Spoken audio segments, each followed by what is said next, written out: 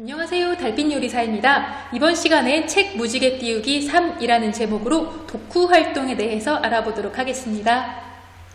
공부 순서는 다음과 같습니다. 우선 진짜 독서의 3단계에 대해 알아볼 것이고요. 이를 토대로 다양한 독후 활동하는 법을 배울 것이에요.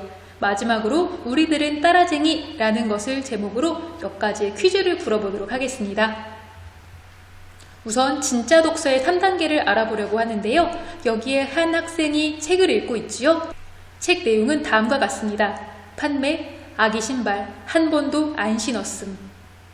해밍웨이가 쓴 것으로 알려지는 소설이었는데요. 이를 토대로 독서의 3단계를 알아보겠습니다.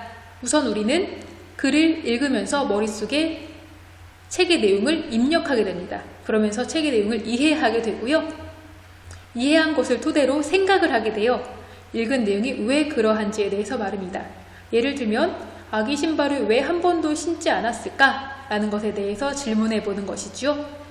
다음으로는 출력할 수 있습니다. 생각한 부분에 대해서 표현해 보는 것이죠. 즉, 한 번도 신지 않은 아기 신발을 그림으로 그려본다든가 그것에 대해서 친구들과 좀 더 이야기해 본다든가 같은 것 말입니다.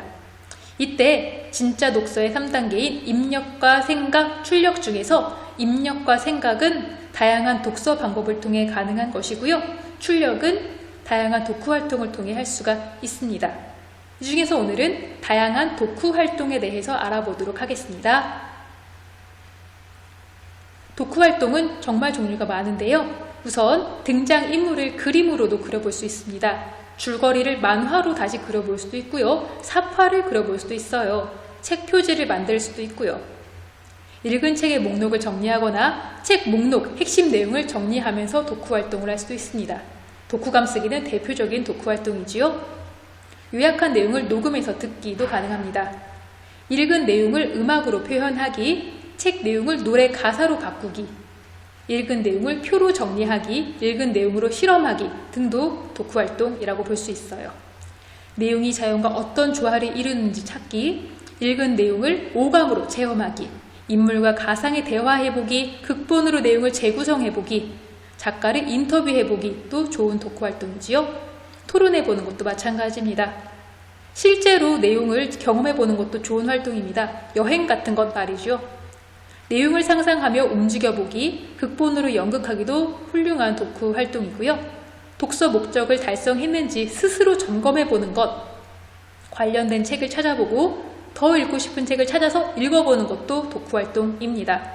내 삶에 적용을 하고 무엇보다도 책이 나에게 주는 의미를 정리해보는 것도 좋은 독후 활동이에요. 이것은 8가지의 다중지능을 토대로 선생님이 정리를 해보는 것입니다.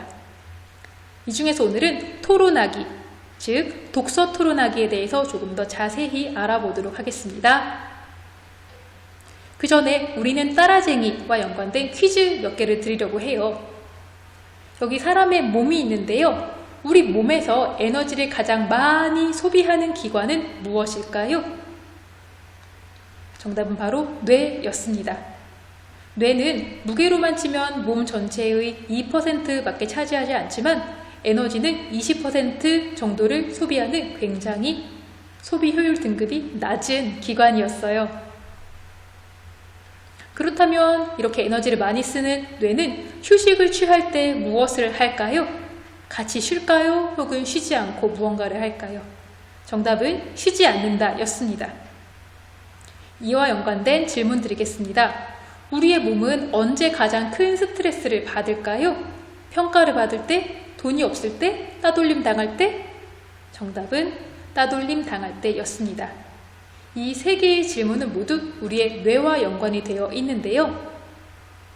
뇌가 아무것도 하지 않을 때에는 기본신경망이 활성화된다고 합니다. 이 기본신경망은 사회인지신경망과 중첩되었는데요. 이것은 우리 삶에서 가장 기본이 되는 것은 사회생활이다 라는 것을 의미합니다.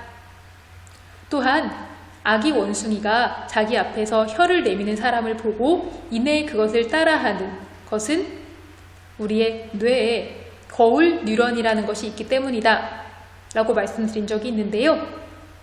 우리의 뇌는 항상 다른 사람이 어떻게 말하고 행동하는지에 집중하고 있다 라는 것을 반증하기도 합니다. 이번에는 예일대학교에서 진행된 어떤 실험에 대해서 말씀드리겠습니다. 어느 해에 유럽계 학생이 58%, 아프리카계 학생이 6%인 해가 있었어요. 그때 연구진들은 6%의 아프리카계 학생들에게만 소속감을 부여했다고 합니다. 단지 1시간 동안이요. 그런데 그러한 소속감은 무려 3년이나 지속되었고 3년 동안 학생들이 매 학기마다 평균 학점을 0.2씩 상승시켰다고 해요.